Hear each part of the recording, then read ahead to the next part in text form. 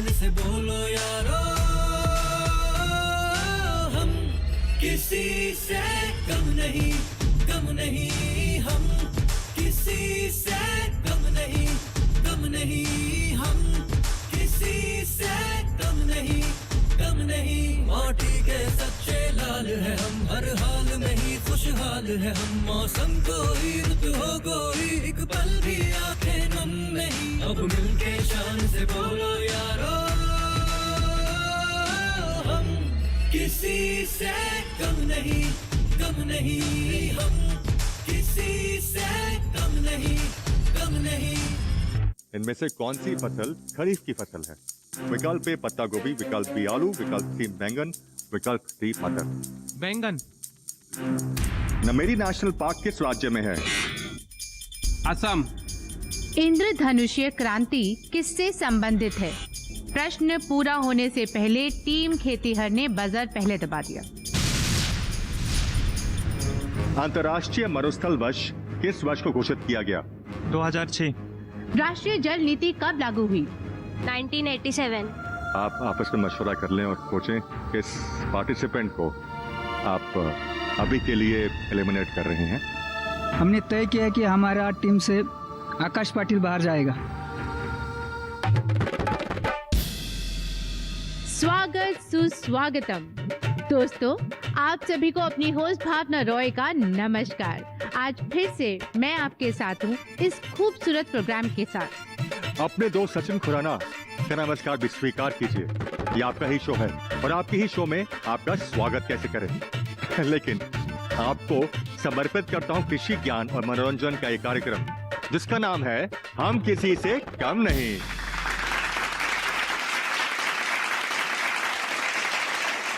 क्यों डरे कि जिंदगी में क्या होगा? हर वक्त क्यों सोचे कि क्या होगा? बढ़ते रहे बस मंजिलों की ओर। हमें कुछ मिले या ना मिले, मिले तजुर्बा तो नया होगा।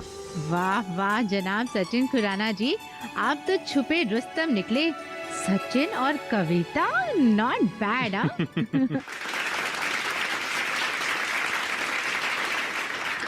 नहीं भावना जी, हम छुपे रुस्तम नहीं हैं, लेकिन आपने अपने टैलेंट के आगे हमारे टैलेंट को छुपा दिया। अरे नहीं सचिन जी, टैलेंट कभी छुप ही नहीं सकता, देर से ही सही, पर तुम भी आखिर कवि बन ही गए। बधाई हो आपको।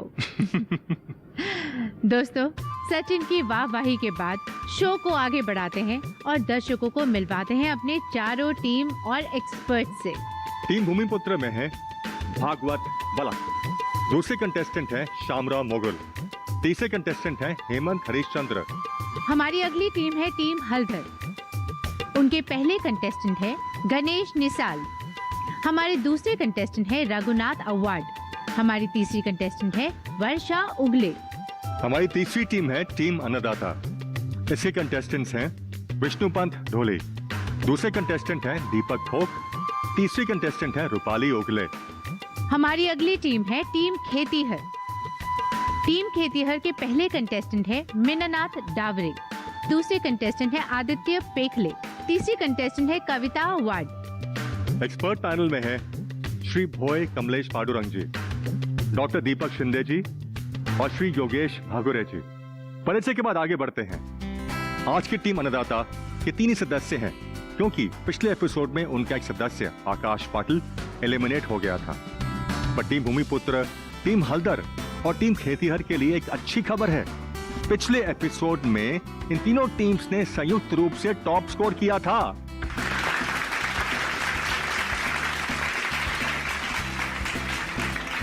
और शो के नियम के हिसाब से अब इन 3 टीमों के उन साथियों को बुलाना है जो पहले के एपिसोड में एलिमिनेट हो गए थे। तो आइए सबसे पहले स्वागत करते हैं टीम भूमिपुत्र की स्नेहल शिंदे का।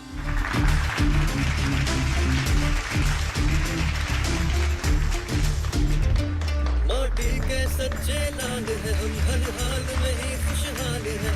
मौसम कोई ऋतु हो कोई, एक पल भी आंखें नम नहीं।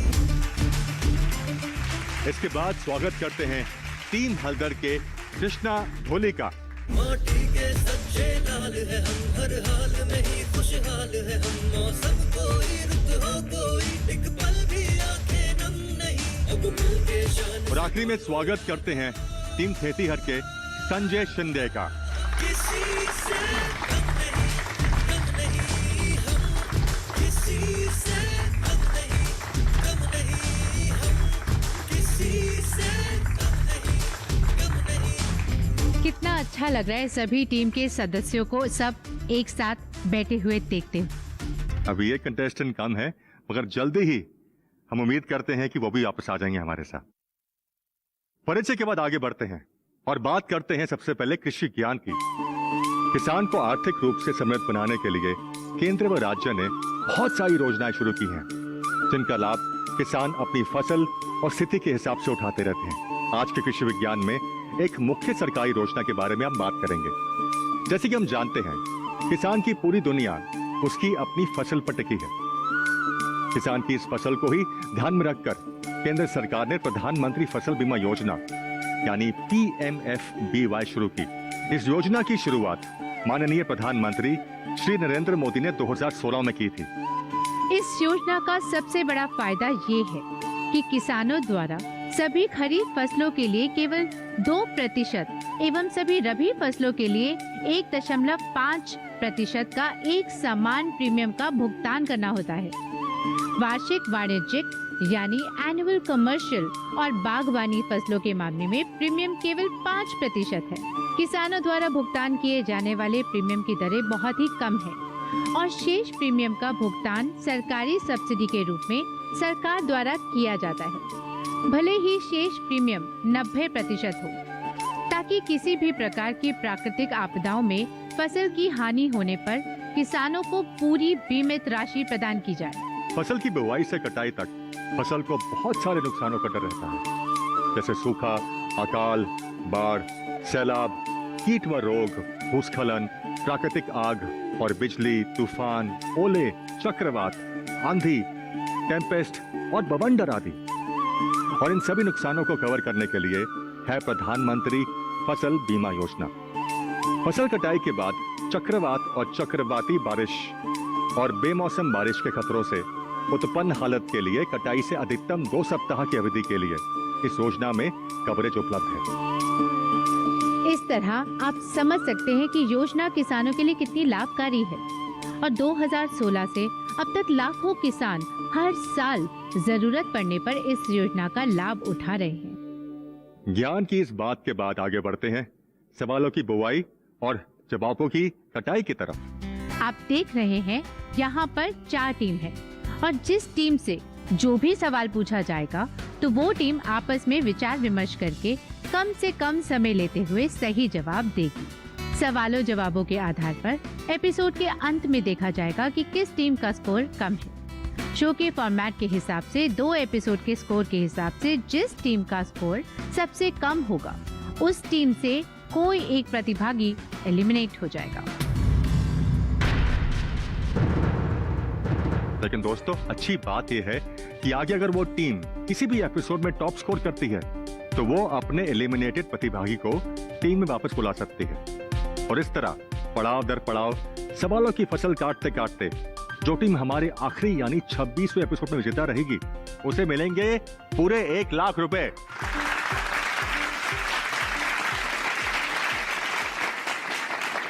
तो दोस्तों, विजेता टीम की खोज करने के लिए आइए बात करते हैं हम किसी से कम नहीं के राउंड्स की। हर एपिसोड में 4 राउंड्स हैं और इन राउंड्स के नाम इस प्रकार हैं। पहला राउंड खेती बाड़ी राउंड। इस राउंड में खेती बाड़ी से जुड़े 2-2 सवाल पूछे जाएंगे। सही जवाब देने पर टीम को मिलेंगे पूरे 10 नंबर। दूसरा राउंड बागवानी राउंड। इस राउंड में 2-2 सवाल पूछे जाएंगे और सही जवाब देने वालों को मिलेंगे पूरे 10 नंबर प्रति क्वेश्चन। तीसरा राउंड यानी कि बजर राउंड। इस राउंड में 10 सवाल होंगे और जो टीम सबसे पहले बजर दबाकर सही जवाब देगी उसे मिलेंगे हर सही जवाब के 10 नंबर और जवाब गलत हुआ तो जैसा कि आप जानते हैं कट जाएंगे -5। चौथा राउंड रैपिड फायर राउंड। इस राउंड में हर एक टीम से 5-5 सामान्य ज्ञान के सवाल पूछे जाएंगे और इस राउंड में हर सवाल के 2-2 नंबर हैं। आपको सभी उत्तर 1 मिनट में देने हैं। आगे बढ़ने से पहले हम आप लोगों को हमारे टीम हल्दर के कैप्टन श्री गणेश निसाल जी का एक वीडियो दिखाते हैं। ये किसान हैं और मिश्रित खेती करते अरे हैं। अरे अरे बस बस बस सचिन, जब तुम सब गणेश निसाल जी के बारे में बता दोगे तो वीडियो में क्या दिखाओगे? चलिए देखते हैं गणेश निसाल जी का वीडियो।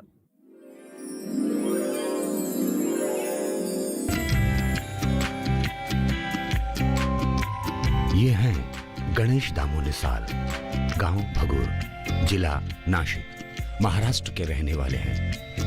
भगूर गांव वही मशहूर गांव है जहां स्वतंत्रता सेनानी वीर विनायक दामोदर सावरकर जी का जन्म हुआ था। गणेश निसाल जी को गर्व है कि इन्होंने भी उसी महान मिट्टी में जन्म लिया और एक किसान बनकर देश की सेवा कर रहे हैं। इनके पिताजी का नाम स्वर्गीय दामू सखाराम निसाल है और वो एक किसान थे। साथ ही में वो डेयरी फार्म भी चलाते थे। गणेश निसाल जी पढ़ाई के साथ साथ पिताजी की खेती में और डेयरी फार्म में अपने पिताजी की मदद किया करते थे। ऐसे में गणेश जी का अनुभव फार्मिंग में 20 साल का हो गया है, जबकि डेयरी फार्मिंग में 14 साल का अनुभव है। ये एक एग्रीकल्चर ग्रेजुएट है और साथ ही इन्होंने बिजनेस मैनेजमेंट भी किया है। नौकरी तो इन्हें मिल जाती, पर पिताजी की नैतिक शिक्षा ने इन्हें एक बहुत अच्छा किसान बना दिया है। आज इनके पिताजी इस दुनिया में नहीं हैं। अगर होते तो इनकी सफलता देखकर बहुत खुश होते। ये 9 एकड़ जमीन पर खेती करते हैं। मुख्यतः तरबूज, आलू, पपीते की खेती करते हैं।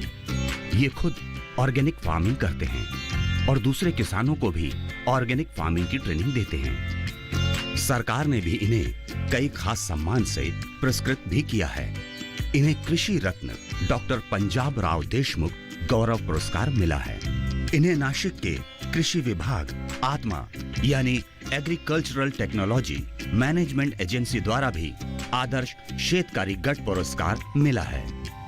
महाराष्ट्र सरकार की तरफ से भी कृषि निष्ठा शेतकारी पुरस्कार मिला है। ये नासिक के स्कूलों में भी स्टूडेंट्स को ऑर्गेनिक फार्मिंग पढ़ाते हैं। गणेश निसाल जी के अनुसार पपीते की खेती बहुत सरल है और इसका फसल भी बहुत अच्छा होता है। गणेश जी आगे बताते हैं कि प्रति हेक्टर खेत के लिए 250 ग्राम से 300 ग्राम बीज लगता है। प्रति 1 एकड़ के हिसाब से 100 ग्राम बीज चाहिए होता है। एक सीधा हिसाब रखना होगा कि 1 एकड़ खेत में 2500 पौधे लगाने हैं, उससे ज्यादा नहीं। पपीते की खेती में खाद की विशेष जरूरत होती है। मिट्टी की स्थिति के हिसाब से पानी देना होगा। गणेश जी के अनुसार आमतौर पर सर्दियों में 15 दिन के अंतर और गर्मियों में 10 दिन के अंतर पर पानी देना चाहिए। ड्रिप इरिगेशन सिस्टम से भी पानी दे सकते हैं। पपीते का पौधा 3-4 साल तक ही अच्छा फल देता है। गणेश जी स्टूडेंट्स को आगे बताते हैं कि एक सीजन में 30 से 40 टन प्रति एकड़ पपीते का फल मिल सकता है। गणेश निसाल जी स्टूडेंट्स को प्रेरित करने के लिए कहते हैं कि ईमानदारी और एग्रीकल्चर की शिक्षा लेकर खेती कीजिए, आपकी मेहनत जरूर रंग लाएगी। गणेश निसाल जी के अनुसार किसान के लिए खेती ही पूजा और खेती ही एकमात्र धर्म होना चाहिए। किसान को अपने धर्म का पालन करना चाहिए, इसी से देश स्वस्थ और विकारहीन बनेगा।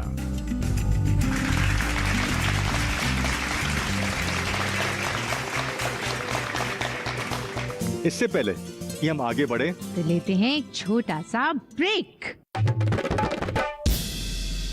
इसमें से कौन सी फसल रबी की फसल है? विकल्प ए आलू, विकल्प बी ज्वार, विकल्प सी बाजरा या विकल्प डी चावल।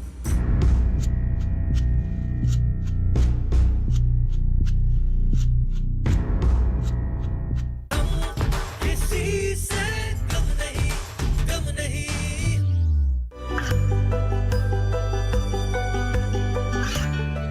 गांवों और पिछड़े क्षेत्रों में सरकारी योजनाओं की जानकारी पहुंचा। देश में कौशल और क्षमता विकास कर ग्रामीणों को सामाजिक बदलाव और विकास से जोड़ने की दूरदर्शन किसान की पहल चौपाल चर्चा देखें सोमवार से शुक्रवार सुबह 9 बजे। किसी से कम ब्रेक के बाद एक बार फिर से मैं भावना रॉय अपने को होस्ट सचिन खुराना के साथ आप सभी का तहे दिल से स्वागत करती हूँ उस शो में जिसका नाम है हम किसी से कम नहीं।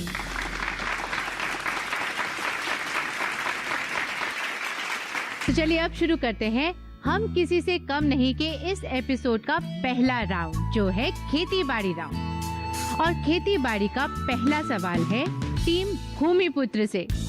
टीम भूमिपुत्र, क्या आप तैयार हैं? तैयार है। आपका पहला प्रश्न है, जो फसल जुलाई में बोई जाती है और अक्टूबर में काट ली जाती है वो क्या कहलाती है? आपके विकल्प हैं विकल्प ए खरीफ की फसल, विकल्प बी रबी की फसल, विकल्प सी जायद की फसल या फिर विकल्प डी उपरोक्त सभी। यानी कि जिस फसल की बुआई जुलाई में की जाती है और अक्टूबर में काट ली जाती है उसे क्या कहते हैं? विकल्प ए खरीफ की फसल, विकल्प बी रबी की फसल या विकल्प सी जायद की फसल या फिर विकल्प डी उपरोक्त सभी। ये खरीफ की फसल। जजेस, क्या ये सही उत्तर है या फिर गलत? ये बिल्कुल सही उत्तर है। भूमिपुत्र, आपका दूसरा प्रश्न है, इनमें से कौन सी फसल खरीफ की फसल है? विकल्प ए ज्वार, विकल्प बी मक्का, विकल्प सी मूंगफली, विकल्प डी गेहूं। यानी कि इनमें से कौन सी फसल खरीफ की फसल है? विकल्प ए ज्वार, विकल्प बी मक्का, विकल्प सी मूंगफली या फिर विकल्प डी गेहूं। सी मूंगफली। विकल्प सी मूंगफली। हमारे एक्सपर्ट्स हमें बताएं क्या ये सही उत्तर है या फिर गलत? जवाब सही है। अब आगे बढ़ते हैं टीम हल्दर की ओर। टीम हल्दर, आप तैयार हैं? तो टीम हल्दर, आपका पहला सवाल है, इनमें से कौन सी फसल रबी की फसल है? विकल्प ए आलू, विकल्प बी ज्वार, विकल्प सी बाजरा या विकल्प डी चावल।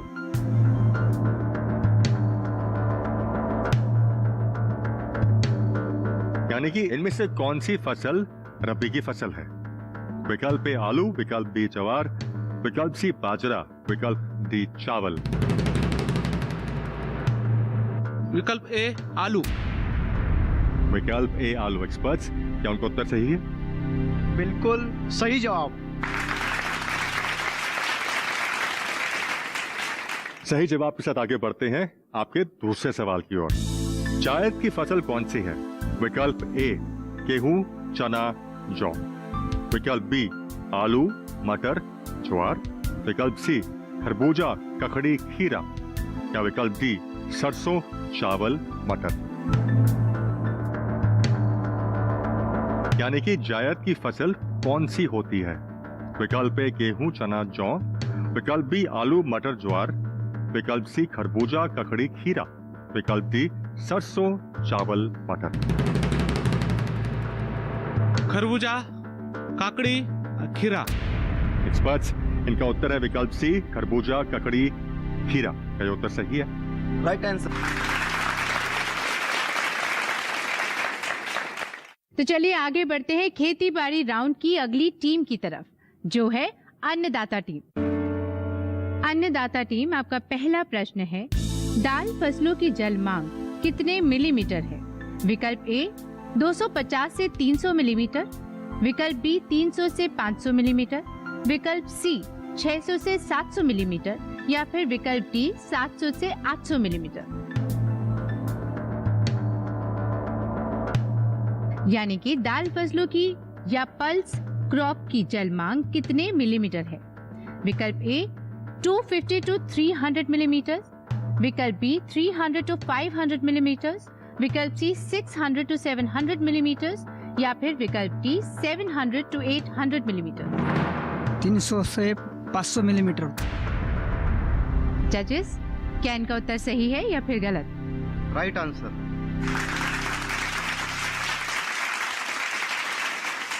तो चलिए बढ़ते हैं आपके दूसरे प्रश्न की तरफ।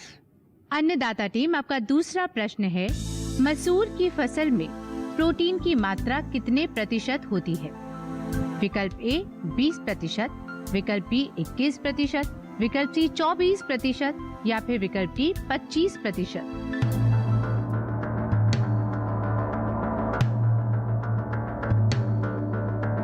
यानी कि मसूर की फसल में प्रोटीन की मात्रा कितने परसेंट होती है? विकल्प ए 20%, विकल्प बी 21%, विकल्प सी 24% या फिर विकल्प डी 25%। 25% होती। जजेस, इनका उत्तर है विकल्प डी 25%। क्या ये सही उत्तर है या फिर गलत? आपका जवाब सही है।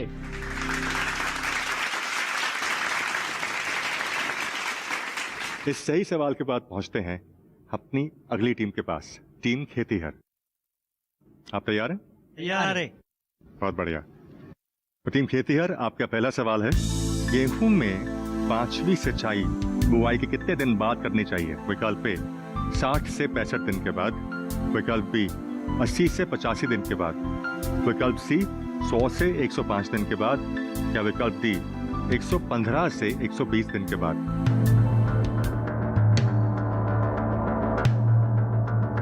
यानी वीट लगाने के बाद खेत में 5वीं बार पानी कितने दिन बाद डालना चाहिए? विकल्प ए 60 से 65 दिन के बाद, विकल्प बी 80 से 85 दिन के बाद, विकल्प सी 100 से 105 दिन के बाद, विकल्प डी 115 से 120 दिन के बाद।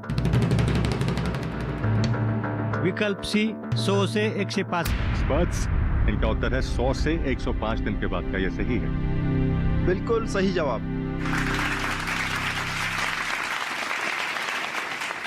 इसी के साथ बढ़ते हैं आपके दूसरे सवाल की ओर। गेहूं में दूसरी सिंचाई बुआई के कितने दिन बाद करनी चाहिए? विकल्प ए 40 से 45 दिन के बाद, विकल्प बी 60 से 65 दिन के बाद, विकल्प सी 80 से 85 दिन के बाद या विकल्प डी 100 से 105 दिन के बाद। यानी वीट लगाने के बाद खेत में दूसरी बार पानी कितने दिन बाद डालना चाहिए? विकल्प ए 40 से 45 दिन के बाद, विकल्प बी 60 से 65 दिन के बाद, विकल्प सी 80 से 85 दिन के बाद या विकल्प डी 100 से 105 दिन के बाद। विकल्प ए 40 से 45 दिन के बाद। क्या ये उत्तर सही है? सही जवाब।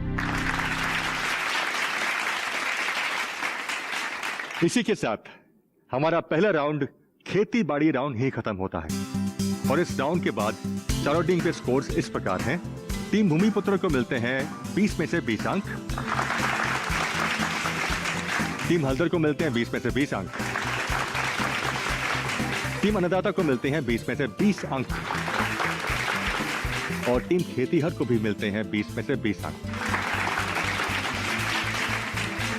जैसे कि सारी टीम्स बहुत ही शानदार खेल रही हैं, इससे पहले कि हम आगे बढ़े उससे पहले भावना जी तो लेते हैं एक छोटा सा ब्रेक। दाल वाली फसलों के फल को क्या कहते हैं? विकल्प ए कैरियोप्सिस, विकल्प बी सिल्कवा, विकल्प सी पौड़, विकल्प डी इनमें से कोई भी नहीं।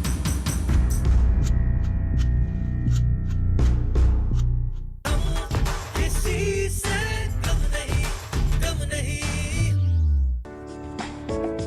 ये कामयाबी है अन्नदाता की। ये कहानी है खेत और खलिहानों की। कैसे करें अपने पशुओं की देखभाल, जानिए गांव-गांव के किसानों का हाल। देखिए गांव किसान, सोमवार से शुक्रवार दोपहर 12 बजे सिर्फ डीडी किसान पर। किसी से कम नहीं, कम नहीं। ब्रेक के बाद एक बार फिर से मैं भावना रॉय और अपने को होस्ट सचिन खुराना के साथ आप सभी का एक बार फिर से इस शो में स्वागत करती हूँ, जिस शो का नाम है हम किसी से कम नहीं।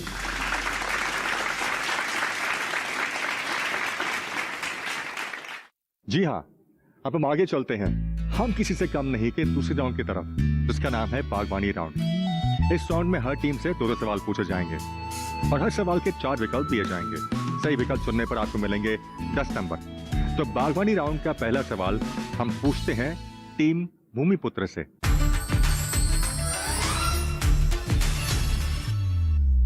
टीम भूमिपुत्र, क्या आप तैयार हैं? तैयार है। Very good. आपका पहला सवाल है, लौकी किस तरह की सब्जी है? विकल्प ए फूल वाली सब्जी, विकल्प बी फल वाली सब्जी, विकल्प सी फली वाली सब्जी, विकल्प डी पत्तियों वाली सब्जी। बॉटल गॉर्ड किस तरह की सब्जी है?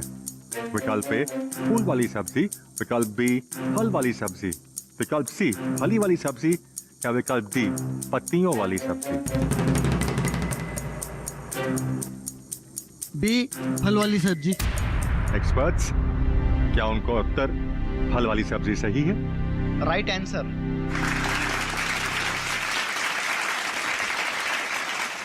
इसी राइट आंसर के बाद चलते हैं हम आपके दूसरे सवाल की तरफ। दी भूमिपुत्र, आपका दूसरा सवाल है, बादाम किस जलवायु वाला फल है?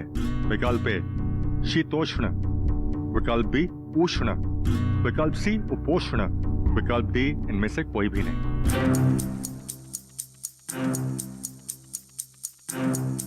यानी कि बादाम किस मौसम वाला फल है? विकल्प ए शीतोष्ण टेम्परेट, विकल्प बी उष्ण ट्रॉपिकल, विकल्प सी उपोष्ण सब ट्रॉपिकल, विकल्प डी इनमें से कोई भी नहीं। ए शीतोष्ण। इनका उत्तर है शीतोष्ण यानी कि टेम्परेट। क्या ये उत्तर सही है? बिल्कुल सही जवाब।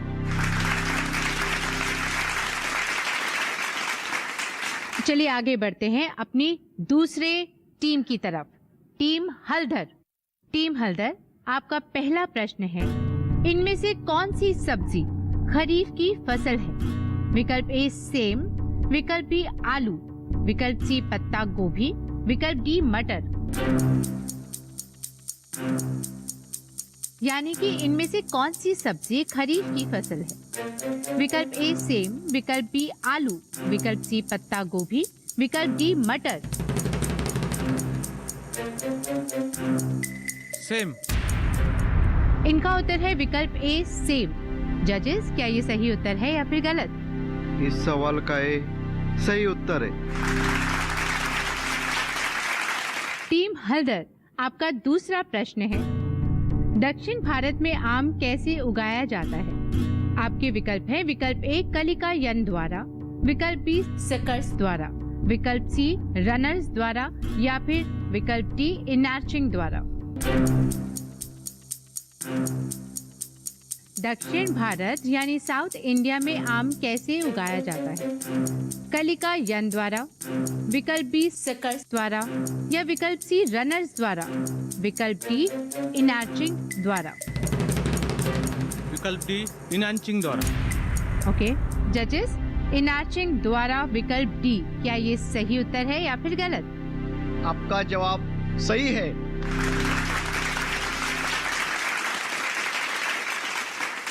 इन्हीं सही जवाबों के बाद हम चलते हैं अपनी अगली टीम की ओर। टीम अन्नदाता। टीम अन्नदाता, क्या आप तैयार हैं? तो आपका पहला सवाल है, तुड़ाई करने के बाद इनमें से कौन सा फल पकता नहीं है? विकल्प ए पाइनएप्पल, विकल्प बी अंजीर, विकल्प सी अमरूद, विकल्प डी आम। यानी पेड़ या पौधे से टूटने के बाद कौन सा फल पकता नहीं है? विकल्प ए पाइनएप्पल, विकल्प बी अंजीर, विकल्प सी अमरूद, विकल्प डी आम। ये पाइनएप्पल। एक्सपर्ट्स, क्या उनका उत्तर सही है? Right answer.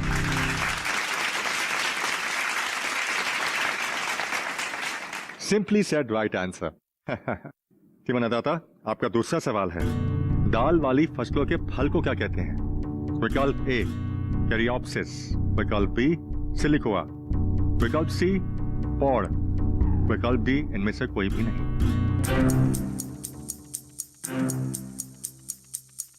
दाल वाली फसलों यानी लेंटिल क्रॉप्स के फल को क्या कहते हैं? विकल्प ए कैरियोप्सिस, विकल्प बी सिलिकोआ, विकल्प सी और विकल्प डी इनमें से कोई भी नहीं। सी पॉट। सी पॉट, क्या उनका उत्तर सही है? सही जवाब।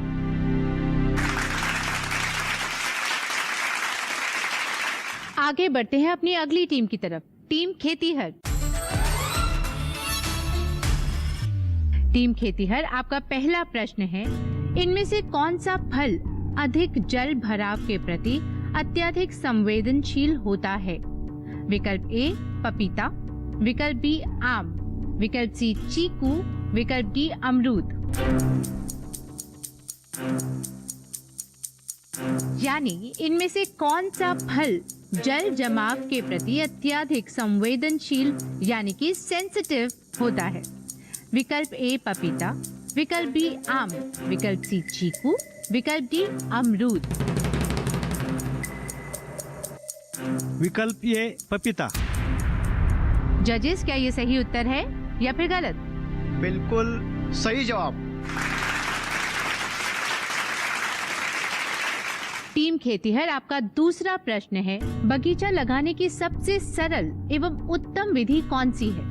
विकल्प ए समोच्च विधि, विकल्प बी मीडो विधि, विकल्प सी वर्गाकार, विकल्प डी पंचभुजाकार।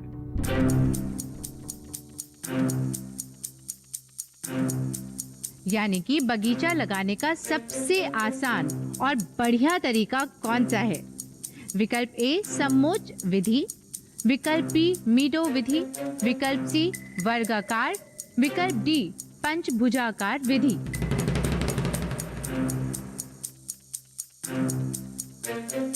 विकल्प सी वर्गाकार। जजेस, क्या ये उत्तर राइट है या फिर रॉन्ग? ये उत्तर बिल्कुल राइट है।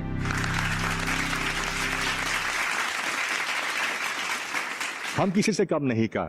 दूसरा राउंड यानी कि बागबानी राउंड ही खत्म होता है। 4 टीम से 8 सवाल पूछने के बाद टीम के स्कोर्स इस प्रकार हैं। टीम भूमिपुत्र को मिलते हैं 20 में से 20 अंक। टीम हल्दर को मिलते हैं 20 में से 20 अंक। टीम अन्नदाता को भी मिलते हैं 20 में से 20 अंक। टीम खेतीहर को भी मिलते हैं 20 में से 20 अंक। इस तरह से पहले और दूसरे राउंड के नंबर मिलाकर चारों टीम का स्कोर इस प्रकार है। टीम भूमिपुत्र को मिलते हैं 40 में से 40 अंक। टीम हल्दर को भी मिलते हैं 40 में से 40 अंक। टीम अन्नदाता को भी मिलते हैं 40 में से 40 अंक। टीम खेतीहर को भी 40 में से 40 मिलते हैं। जैसे कि आप देख रहे हैं, 2 राउंड्स के बाद सभी टीम्स फुल मार्क्स स्कोर कर रही हैं। इससे पहले हम अगले राउंड की ओर जाएं, उससे पहले लेना पड़ेगा एक छोटा सा ब्रेक। मक्का का न्यूनतम समर्थन मूल्य कितना है? टीम हल्दर 1700। जजेस, क्या ये सही उत्तर है? इसका जवाब बिल्कुल गलत है। किसी से कम नहीं, कम नहीं। बीमारियों से कैसे बचेगी फसल?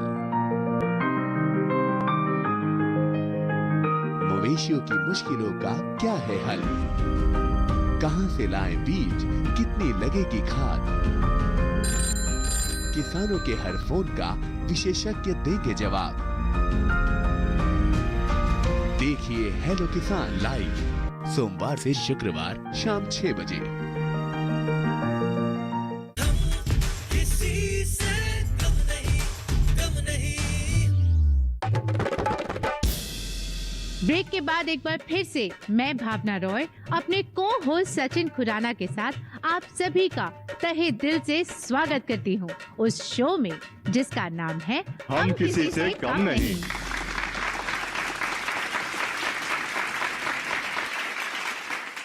आगे बढ़ने से पहले यहाँ हम चाहेंगे कि हमारे एग्रीकल्चर एक्सपर्ट भोए सर खेती या किसानों से संबंधित किसी विषय पर अगर कुछ हमसे ज्ञान साझा करेंगे तो बहुत ही अच्छी बात होगी। नमस्कार, मैं आज यहाँ आए हुए कंटेस्टेंट्स को एक बात कहना चाहता हूँ कि जो सॉइल परीक्षण है उसका महत्व क्या है। अगर सॉइल अच्छी हो, उसमें खत अच्छा हो और उसको जो आवश्यक होता है माइक्रोबियल एक्टिविटी, सूक्ष्म जीवाणु की जो उपजत है वो भी अच्छी होती होगी, तो वहाँ की सॉइल अच्छी तरह से फर्टाइल होती है। पर किसानों को ये मालूम नहीं पड़ता कि फसल जब लेते हैं तो कौन सा खाद देना चाहिए, उस खाद देने का क्या महत्व है। अगर हम ज़्यादा खाद देंगे तो उसके साथ वो टॉक्सिसिटी भी बढ़ सकती है और कम खाद दे तो डेफिशिएंसी भी हो सकती है, यानी कि कमतरता हो सकती है और उसका उत्पादन अच्छा नहीं आ सकता। अगर उस ज़मीन में अम्लता होगी तो उस ज़मीन को एसिडिक, जिसको एसिडिक सॉइल कहते हैं, तो उसमें हम लाइम एप्लीकेशन करनी चाहिए। अगर वो अल्कलाइन होगी तो उसमें जिप्सम और सल्फर एप्लीकेशन करना चाहिए। हमने कल देखा था कि 6 to 7 pH is the best for the growth of all plants. तो इसलिए इस वजह से जो हमारे फार्मर्स है उनको एक उर्वरक लेने के लिए एक आर्थिक बचाव भी हो सकता है और उनकी आर्थिक परिस्थिति भी सुधार सकती है और सॉइल की हेल्थ भी बढ़ सकती है। हमको मालूम है हमारे जो तत्कालीन प्रधानमंत्री है माननीय आदरणीय नरेंद्र मोदी जी साहब ने जो सॉइल हेल्थ कार्ड की जो स्कीम दी है उसमें सॉइल परीक्षण की जो कम से कम जो गवर्नमेंट की जो ऑथोराइज लैब है उनको सॉइल हेल्थ कार्ड का स्कीम दिया है और वो स्कीम का फ़ायदा हर एक फार्मर ने लेना चाहिए, जिससे उसका आर्थिक बचाव भी हो सकता है और सॉइल की भी वो शाश्वती बढ़ सकती है। इसलिए आप सभी ने सॉइल परीक्षण इस साल में 2 बार जरूर करना चाहिए। धन्यवाद।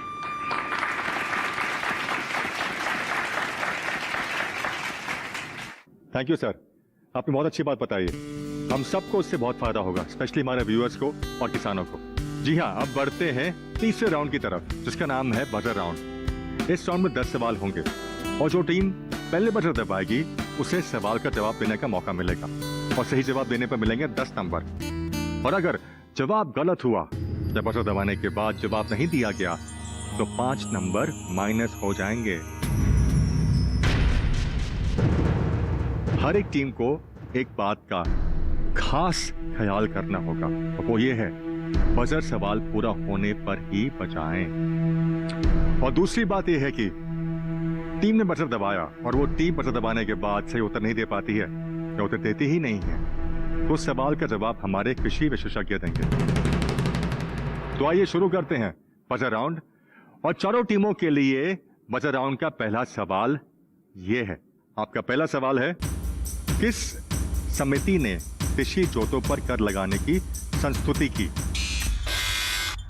टीम खेतीहर। राज समिति। इनका उत्तर है राज समिति। क्या ये उत्तर सही है? इस सवाल का ये सही जवाब है। बजर राउंड का दूसरा प्रश्न, मुर्लेन नेशनल पार्क किस राज्य में है? टीम खेतीहर, आपने बजर पहले दबाया, जवाब दीजिए। मिजोरम। जजेस, क्या ये सही उत्तर है? बिल्कुल सही जवाब। बजर राउंड का तीसरा सवाल है, किस मूल्य पर सरकार खाद्यान्न का क्रय करती है? टीम हल्दर, आपने पहले बजर दबाया, कृपया जवाब दे। न्यूनतम समर्थन मूल्य। Very nice. एक्सपर्ट्स, क्या उनका उत्तर सही है? उत्तर सही है। बजर राउंड का चौथा प्रश्न, मक्का का न्यूनतम समर्थन मूल्य कितना है? टीम हल्दर। 1700। जजेस, क्या ये सही उत्तर है? इसका जवाब बिल्कुल गलत है। तो हम जानना चाहेंगे कि सही उत्तर क्या है। इसका सही जवाब है 1850। कोई बात नहीं, नेक्स्ट क्वेश्चन में।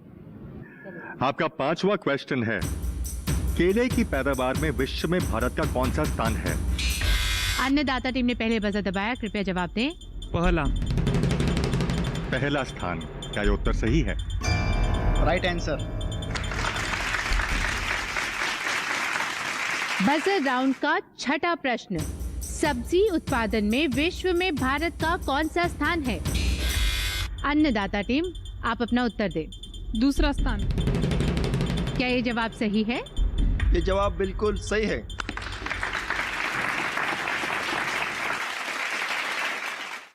सब्जियों की डिब्बा बंदी के लिए नमक का घोल कितना प्रतिशत रखा जाता है? टीम भूमिपुत्र, पहले बजर आपने दबाया, कृपया उत्तर दे। 2%। क्या ये सही उत्तर है या फिर गलत? सही जवाब। बजर राउंड का 8वां प्रश्न। पौधशाला में बीज बोने की क्यारियों की माप कितने मीटर होनी चाहिए? टीम भूमिपुत्र। 3/1 मीटर। जजेस, क्या उनका उत्तर सही है? Right answer. Okay. Buzzer round का 9वां सवाल है, नींबू का रोपण किस माह में करते हैं? टीम अन्नदाता। जुलाई अगस्त। जुलाई अगस्त उनका उत्तर है। क्या ये उत्तर सही है? ये उत्तर बिल्कुल सही है। बजर राउंड का आखिरी यानी 10वां प्रश्न। आधार बीज की थैलियों पर किस रंग का टैग लगा होता है? अन्नदाता टीम, कृपया अपना उत्तर दे। सफेद। सफेद, क्या ये सही उत्तर है या फिर गलत? Right answer. लगता है टीम अन्नदाता अच्छा खेल के अपने खिलाड़ी को वापस बुलाना चाह रही है और इसलिए उतना उम्दा खेल रही है। बहुत खूब। Very nice.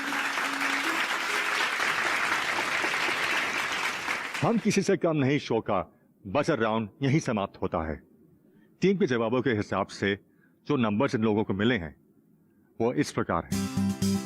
टीम भूमिपुत्र के नंबर हैं 20। टीम हल्दर को मिले हैं 10-5 नंबर। टीम अन्नदाता को मिले हैं 40 नंबर। टीम खेतीहर को भी मिले हैं 20 नंबर। इस तरह से तीनों राउंड के कुल स्कोर मिलाकर हमारे स्कोर इस प्रकार हैं। टीम भूमिपुत्र का टोटल स्कोर है 60। टीम हल्दर का टोटल स्कोर है 45। टीम अन्नदाता का टोटल स्कोर है 80। टीम खेतीहर के टोटल नंबर है 60। जैसा कि आप देख रहे हैं 3 राउंड्स के बाद टीम अन्नदाता यहां पर बहुत ही अच्छा खेल रही है।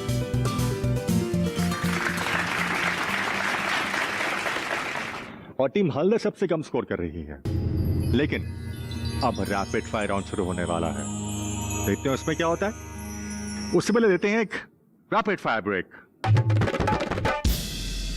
आज के एपिसोड में टीम अन्नदाता टॉप स्कोर पे हैं और टीम हल्दर सबसे नीचे है। तो दोस्तों, ये साफ हो गया कि आज हमारी टीम हल्दर चली गई है डेंजर जोन।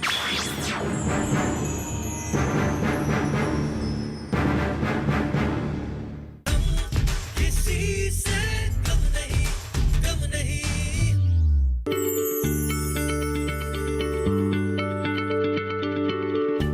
क्या आप किसी बीमारी से परेशान हैं? चाहते हैं डॉक्टर की सलाह? तो हम हैं आपके साथ। बताएंगे आपको जीने की राह। समस्याएं आपकी, समाधान देश के मशहूर विशेषज्ञों के। घर बैठे बात करें देश के जाने माने डॉक्टरों से। हमारे लाइव प्रोग्राम स्वस्थ किसान में हर शनिवार शाम 6 बजे से 7 बजे तक। किसी से कम नहीं, कम नहीं। Welcome back. ब्रेक के बाद एक बार फिर से मैं भावना रॉय अपने को होस्ट सचिन खुराना के साथ आप सभी का स्वागत करती हूँ उस शो में जिसका नाम है हम किसी से कम नहीं। जी हाँ दोस्तों, और इसी के साथ अब रुक करते हैं इस शो के चौथे राउंड की तरफ जिसका नाम है रैपिड फायर राउंड। जैसा कि शुरू में बताया जा चुका है, इस राउंड में हर एक टीम से 1 मिनट के अंदर फटाफट 5 सवाल पूछे जाएंगे और हर एक टीम को फटाफट जवाब देने होंगे। हर सवाल के 2-2 नंबर होंगे। सभी टीम्स, क्या आप लोग सब तैयार हैं? Very good. चलिए आगे बढ़ते हैं अपने रैपिड फायर राउंड की तरफ और हमारी पहली टीम है टीम भूमिपुत्र। भूमिपुत्र टीम, क्या आप लोग तैयार हैं? आपका समय शुरू होता है अब। मिजोरम के वर्तमान मुख्यमंत्री कौन है? लाल थनहावलाजी। देश में बड़ी इलायची का सबसे अधिक उत्पादन करने वाला राज्य कौन सा है? सिक्किम। मणिपुर में कुल कितने जिले हैं? 16। बांग्ला भाषा में ब्रह्मपुत्र को क्या कहते हैं? जमुना। भैंस संख्या में विश्व में भारत का कौन सा स्थान है? पहला। Very nice. जजेस, इनके सभी उत्तर सही हैं या उनमें से कुछ गलत भी? टीम भूमिपुत्र के सभी जवाब सही है। सभी सही उत्तर होने के बाद हम चलते हैं टीम हल्दर की ओर। क्या आप तैयार हैं? तैयार। बिल्कुल तैयार हैं? पक्का? पक्का। ठीक है, ठीक है। चलिए, आपका समय शुरू होता है। आप अंतर्राष्ट्रीय आलू वर्ष किस वर्ष को घोषित किया गया है? 2008। अंतर्राष्ट्रीय जैव विविधता बायोडायवर्सिटी वर्ष किस वर्ष को घोषित किया गया है? 2010। भारत के सबसे पहला गृह मंत्री कौन थे? श्री सरदार वल्लभ भाई पटेल। आलू फसल की उत्पत्ति किस देश में हुई है? Peru. Intensive agriculture area programme की शुरुआत कब हुई है? 1964। तो ये थे इनके 5 उत्तर। क्या ये उत्तर सही है या कुछ रॉन्ग भी है इसमें? सभी 5 सवालों के उत्तर राइट है।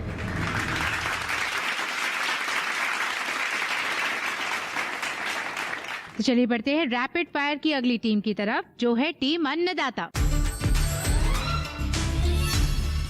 टीम अन्नदाता, क्या आप लोग तैयार हैं? आपका समय शुरू होता है अब। प्रधानमंत्री जल संवर्धन योजना की शुरुआत कब हुई? 2002। हरा सोना की संज्ञा किस फसल को दी गई है? अफीम। गायों की सबसे भारी नस्ल कौन सी है? कांकरेज। अधिकतम तापमान किस समय नापा जाता है? 2 PM। भारत का प्रथम परमाणु ऊर्जा उत्पादन केंद्र है? तारापुर। जजेस, क्या इनके सभी उत्तर सही हैं? टीम अन्नदाता के 5 सवालों के जवाब सही है। हम लकी होस्ट नहीं है। हमारी टीम इतना अच्छा खेलती है यार, मतलब टॉप नंबर्स, 5 में से 5 सवाल के उत्तर सही। क्या बात है, क्या बात है। क्या बात है। अब आगे बढ़ते हैं टीम खेतीहर की ओर।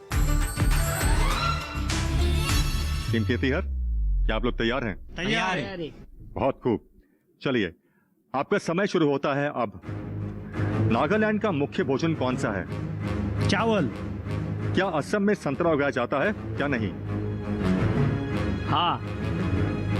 असम में बिहू पर्व साल में कितनी बार मनाया जाता है? 3 बार। मेघालय में हवाई अड्डा किस जिले में है? उमरोई।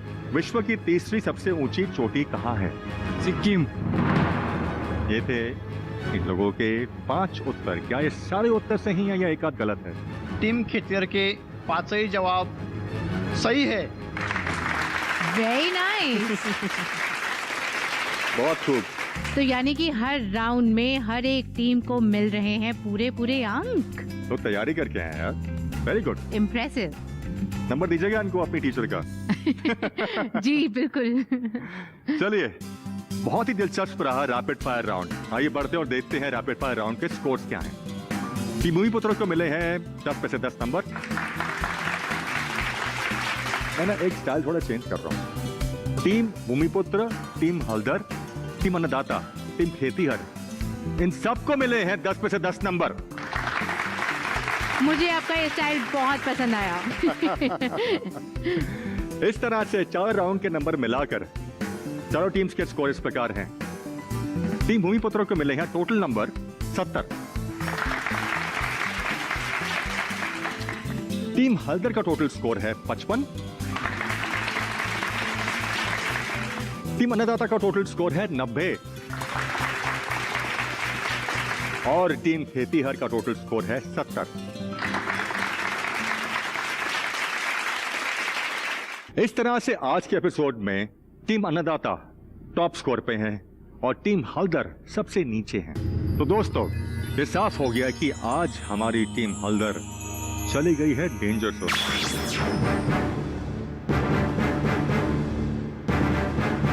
लेकिन इन्हें अधिक चिंता करने की जरूरत नहीं है। इन्हें बस अगले एपिसोड में शानदार तरीके से खेलना होगा। अब देखते हैं आगे आगे होता क्या है। तो दोस्तों इसी के साथ आज का एपिसोड हम यहीं अरे समाप्त। अरे अरे अरे अरे सचिन जरा रुको, हम ऐसे कैसे समाप्त कर सकते हैं इस शो को? अभी तक तो आपने मेरी कविता भी नहीं सुनी, मतलब मेरा नंबर आया तो शो को समाप्त कर देंगे? नहीं नहीं, ऐसा कुछ नहीं है। तुम्हारे सुनाए बिना हम अलविदा कैसे ले सकते हैं? हाँ, अब करेक्ट। तो दोस्तों आज की कविता हम सब के लिए, जिंदगी हंसी है, जिंदगी से प्यार करो, हो रात तो सुबह का इंतजार करो, वो पल भी आएगा जिस पल का इंतजार है आपको, बस खुदा पे भरोसा और वक्त पे एतबार करो।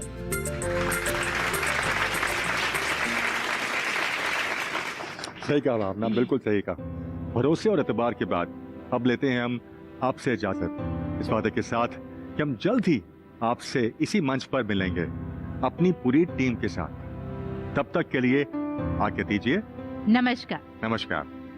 सेम किस तरह की सब्जी है? फली वाली सब्जी। टमाटर का जीवन चक्र कितने वर्ष में पूरा होता है? गलत जवाब। किस देश में ककड़ी की उत्पत्ति हुई? भारत। मसूर फसल की उत्पत्ति किस देश में हुई? दूध की रानी की संज्ञा किस पशु को दी गई? आपके पांचों ही जवाब। अफसोस आज आपको इस मंच से जाना होगा।